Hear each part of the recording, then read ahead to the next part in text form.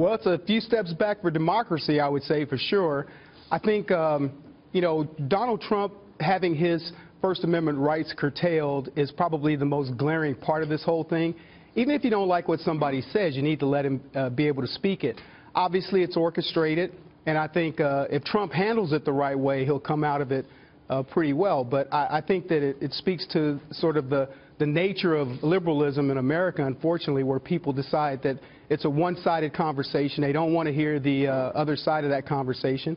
Trump, they claim, has said a lot of incendiary things, but the fact of the matter is he speaks for millions of people in America. Yeah, so you think he's handling this okay then? Because that's the debate right now, whether or not his reaction to this or his rallies in general are inciting this kind of violence. Well, it's ridiculous to say that he's inciting it. I mean, we're living in a time right now when Barack Obama could have easily quelled a lot of this. They say it's based on racial tension, but it's really based on political tension. And the fact is, in America right now, the intolerant left don't want to hear the other side of the argument. Donald Trump's talking about things like immigration, and the fact of the matter is there are millions of Americans who believe that we should be protecting our borders. And quite frankly, it's a drain on the country of Mexico for us to just allow their most precious resource to come over to America because there's no opportunity there. America puts a lot of dollars into the Mexican economy, and they should be able to have the people there to work that economy. The other side of it is around the Muslims, and Donald Trump didn't say anything that a lot of Americans don't think, which is we should have a better policy that allows us to vet these people correctly so that we aren't putting American citizens at risk. And those are considered incendiary comments when it's just common sense. So as far as inciting this, it's not Trump that's inciting it, it's the left that's inciting it.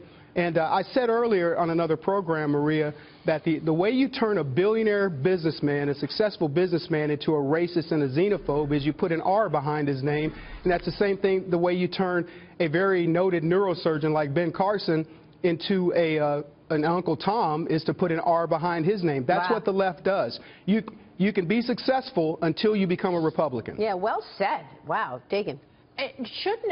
What's going on with the Democratic presidential candidates?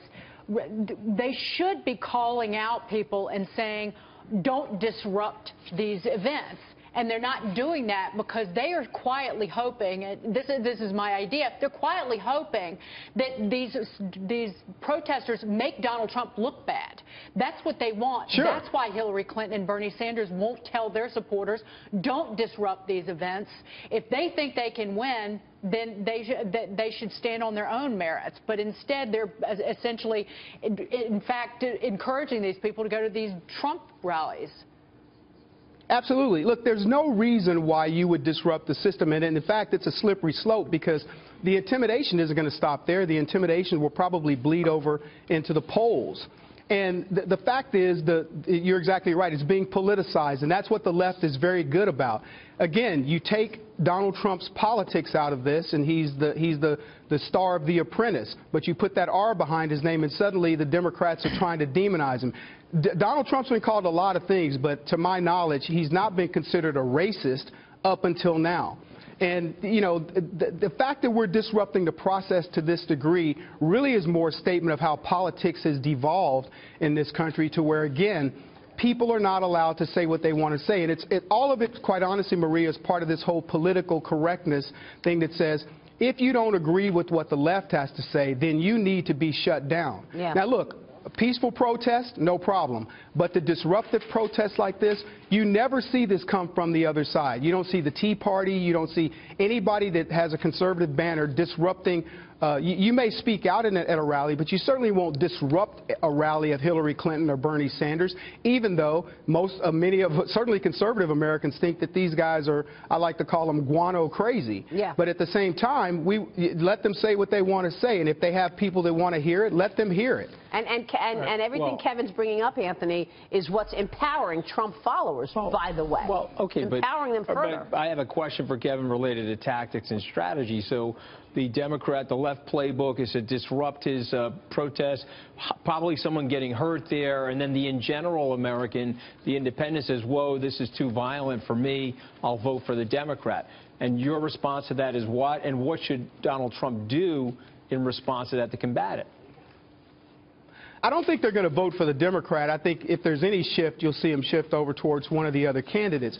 But I think a lot of people feel as if they do realize on the right that this is not something that's occurring spontaneously. It's an orchestrated thing, and these people are targeting Donald Trump and his events. And it's kind of like in football where the second guy gets the penalty, you know, even though the first guy slapped him. So that's the way this is beginning to look. But I don't think it's going to play very well with conservatives. And quite frankly, I think a lot of the left even see that these types of tactics are not working.